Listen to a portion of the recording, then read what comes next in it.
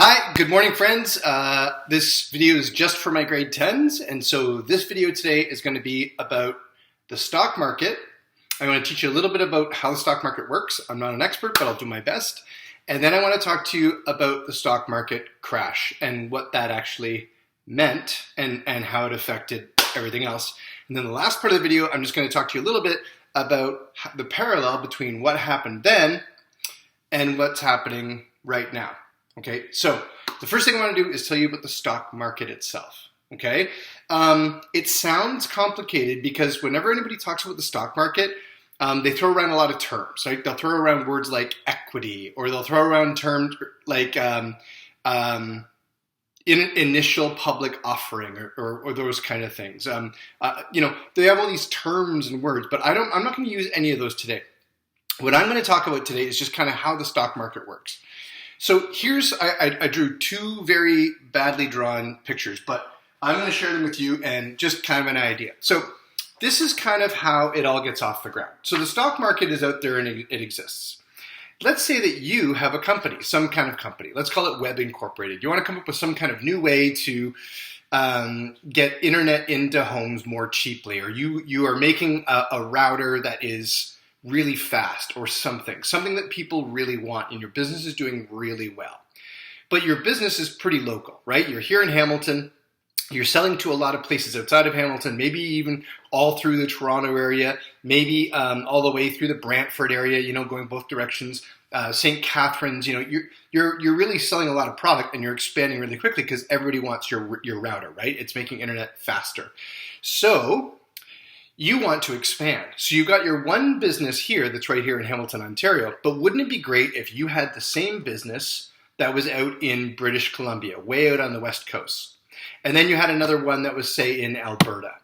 And what if eventually, like down the road, you wanted to break into the United States and you wanted your business or your company to start making money in America? Well, you need a lot of money to expand like that. It costs a lot of money to set up new buildings, to hire and train new staff, and even something like research and development, right? So your router every year has to keep getting better because technology keeps changing. So what you want to do is put money into research and technology, and you can do that if you have a bunch of money. Now, how do you get a big pool of money? I mean, yeah, you're making money as a small business, and that's great, and you're doing really well. But the kind of money we're talking about to expand to all these different places is a really big amount of money. Well, the question is, how do you get that kind of money? Well, what you do is you go public with your company. And what that means is you put your company on the stock exchange. Now, the stock exchange basically so an exchange is when people buy and sell and trade things, right? So on the stock exchange, we're just talking about buying and selling. I guess they do call it trading stocks, but it's the purchasing of stock. I'm going to talk to you about what stocks are in just a minute, but just kind of put a pin on that, and then we'll keep going from here. So when you go public, what you're saying is, we want as many people as possible to invest in our company or buy pieces of stock. And again, I'll explain that in a second. So when people invest in your company, they can give you the money to expand. So you're already making money. You grab more money so you can make more money, if that makes any sense. So you're borrowing money so you can make more money down the road, right? And that's how you expand. And then basically you're asking people to invest in stocks. Now, what a stock is, it's really just like this. It's a piece of paper, right? So a stock certificate, and then, I'm not even sure if they issue even paper anymore. I think it's all done digitally now. But back in the day, this would have been a stock certificate, especially in 1929. It would have had your name, and it would have had some more details on it. But one of the most important details is how many shares or pieces of the company you actually own. Now, most companies will not give more than 50% of their company away, right? So people can only buy as many shares are up to, say, 49%. So the company owns 51%, so they still get to control the company, if that makes any sense. So basically, you give them money, you get a stock certificate, so you give them $1,000. That $1,000 gets you X numbers of stock, depending on how much each stock costs. And then what you hope then is that the company does really well. So if our company is able to expand and to take this money and build all of those different branches and sell a lot more product, it's going to make a lot more money. When it makes more money, the value of the stock goes up. When the value of the stock goes up, more people want to buy that stock. When more people want to buy that stock, guess what happens to the value of the stock? It goes up. And when that happens, you can make money. So let me give you an example. Let's say that you saw some company out there on the stock market and you saw that one share was $5, right? And then you had $100. I'm using just kind of small numbers because I can do the math really quickly, right? So you have $100 to invest, right? So you're going to go out, you're going to give them $100. Each share is $5. So how many shares can you get? You got $100. Each share is $5. 20 shares, right? So you have 20 shares. Now remember, you paid $5 for every share. You have 20 shares, so you have invested $100. Now what happens if the price goes up? So let's just say the price goes from $5 a share to $6 a share. Well, how many shares did you have? You had 20 shares, right? So now it used to be, the old price when you bought was $5 a share, that was $100. Now it's $6 a share. If you wanted to sell, it'd be $6 times 20 because you have 20 shares. How much money are you going to make? What do you think? 120 bucks. So how much have you actually made? Well, you just made $20 in pure profit. So you get your $100 back plus an extra $20. That's when shares are doing well. Now, what happens when shares don't do well? Okay, let's back it up. So you bought at $5, you had 20 shares, right? That was $100 at $5 a share. Now, let's say the company doesn't do as well. People aren't buying the stock and the price of the stock goes down. Let's say it goes down to $4 a share, but you still have 20 shares. So how much money do you have if you were to sell your shares at $4 a share? What do you think? 80 bucks, right? So you had 100, now you've lost $20, right? Because the price of the shares went down to $4 a share instead of $5. That's basically how the stock market works. It gets a lot more complicated than that, but that's kind of the basics, right? Companies just want investors to come in, bring them some money so they can invest in and expand. Things like getting new buildings, getting new resources, and certainly research and development so they can keep making new products, stay modern, stay current, offer a wider variety of things, that kind of stuff. Like think about for a second, just one example, right? Think about your phone, right? So every couple of years, I forget how many, you folks know more about these things than I do, but every couple of years, Apple comes out with a new phone. So I think mine is an iPhone 8, I think this is an 8. Sorry, I don't know my phones that well, but I think this one's an 8. So that means there must have been at least 7 before that, because I think there's an 8S and an 8 whatever. Sorry, again, I'm not an expert on phones. But every new phone that comes out has a little bit better technology, hopefully, right? So maybe the camera is a little better. Maybe it has more memory. Maybe it has new functions on it that it didn't have before, and so on. So that costs a lot of money to develop. You have to pay people to write code. You have to pay people, tech folks, engineers, and so on to sort of design the phone, right? Make sure everything fits inside, make sure it works, and plus the testing. This is a very expensive process, right? So that's really the purpose of the stock market. Okay, so that's step one. Step two is I want to talk to you a little bit about the stock market crash. Okay, so we're going through the 1920s. We're getting to the end of the 1920s. And right now at 1929, we're moving into the dirty 30s. Okay, the so-called dirty 30s. We're a little bit behind in our course because of this whole thing, but I'm trying to go at a pace that lets everybody keep up. I know some people are still having trouble getting in some of the assignments. So we're working on it, right? We're working together and you're doing a great job. Just keep getting the work into me. I forgot to mention that at the beginning of the video. Okay, back to the stock market crash. So the date that we usually think of with a stock market crash is October 29th, 1929. And it's sometimes called Black Tuesday. And it's kind of the worst day in recent economic history when all of a sudden no one was buying stocks anymore. And when no one wants anything, the value of the stocks goes down. So remember I talked to you about supply and demand in the previous video. I talked about two field trips. We talked about one field trip where we went to the Pepsi plant, and then we talked about another field trip where we went to the desert, right? We talked about what a can of pop would be worth if I was to sell it to you. Okay, so no one wants to buy stocks anymore, so what happens to the value of every stock? Well, guess what? They go down. Now the question is, why was everyone all of a sudden not buying stocks? Now, we usually put it down to about 6 reasons, but I'm really only going to talk about a couple of reasons here, okay? The first reason is a lot of people went out and bought stuff on credit. And what credit means is you get something, you take it home, but you don't pay for it right away. So the best example of this, I'm just going to cover up my Visa number here. The best example of this is a Visa, right?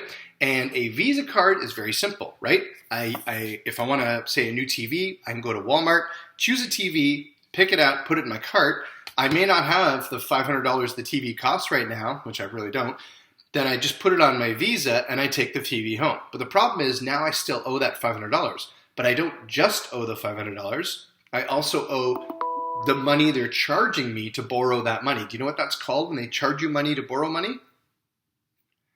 It's called interest, okay? It's called interest. So now I owe the $500 for the TV plus interest.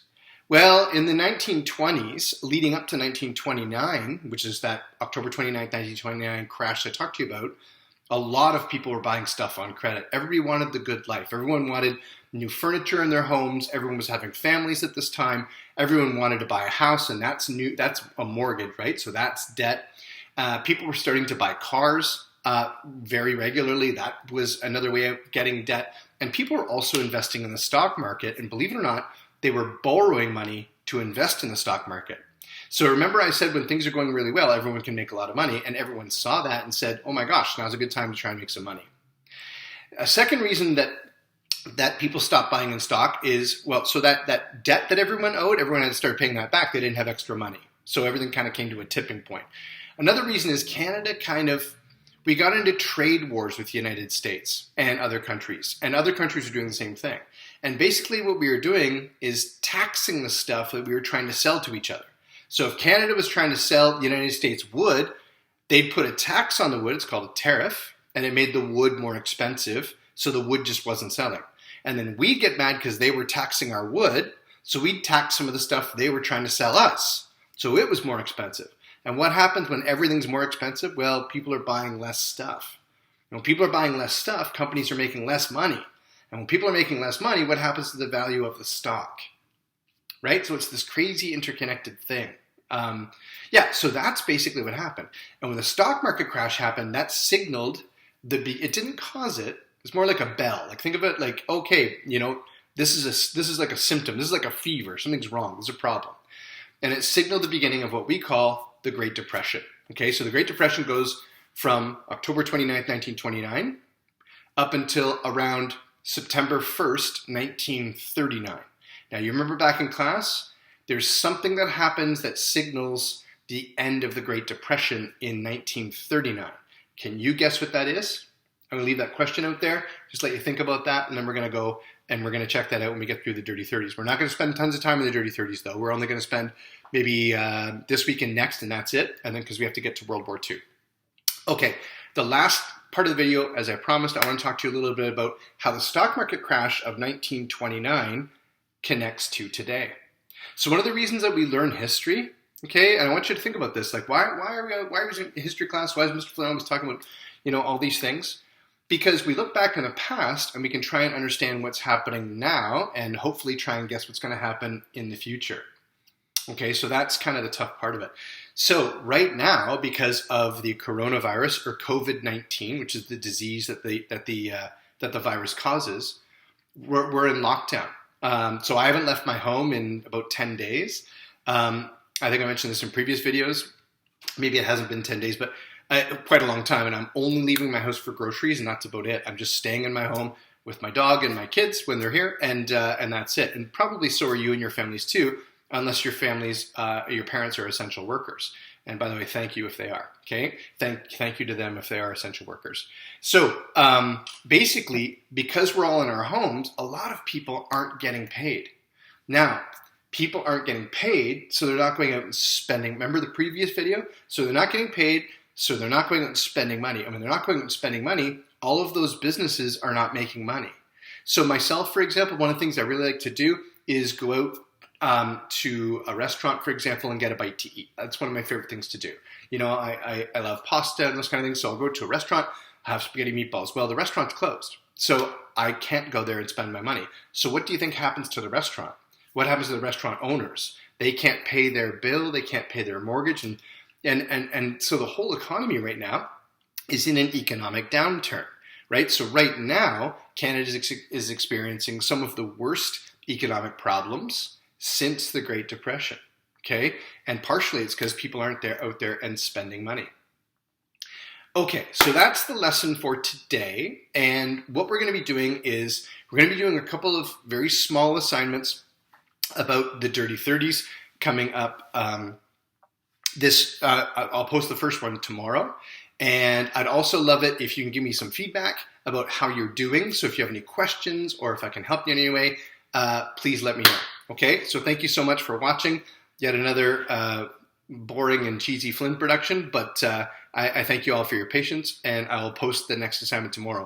Now, one final thing. Please, ladies and gentlemen, if you can, if you're missing some work, and many of you are, I really need to see some of that stuff coming in, please and thank you. So the reason why I say that is because, so basically what the board has told us and what the province has told us is that your marks cannot go down from what you had on March 13th. So let's just say, and some of you do, right? Let's just say you had an 80 or an 85 as of March 13th. Let's say you had an 85 as of March 13th, then your mark can't go down.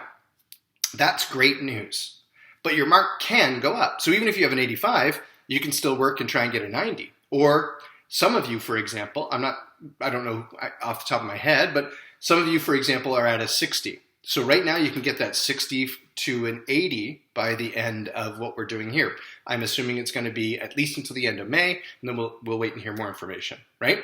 Now, some of you, because you haven't done some work along the way and through this time, and I'm trying to go slowly to give you a chance to catch up, but I'm not sure how much work's actually getting done because I'm not seeing it in the Dropbox and I'm not getting emailed work. You can do either of those two things, either email it to me or Dropbox it to me, and try and get some of that work to me. Okay, because let's just say some of you hadn't gotten the work in up until March 13th, well then maybe your mark isn't quite at a 50 just yet. So if you can get that work into me, we can bump you up to a 50 and get everybody their credit. So if you remember the first couple of days in our course back in February, one of my goals was to try and get everybody their credit, right? So you can help me out by getting the work to me. Okay, also the last thing I'll say, always ask me if you need help. I can email you, you can email me and I can email you back. I can call you at any time. Your parents can email me or they can call me or your guardian, whatever your situation is. But I'm here to help. So don't think that you're alone. And thank you very much. Okay? All the best. I'm sorry it was a bit rambling. I'm not a professional video guy, but I'm really trying. Okay? Thank you all and all the best to you and your families.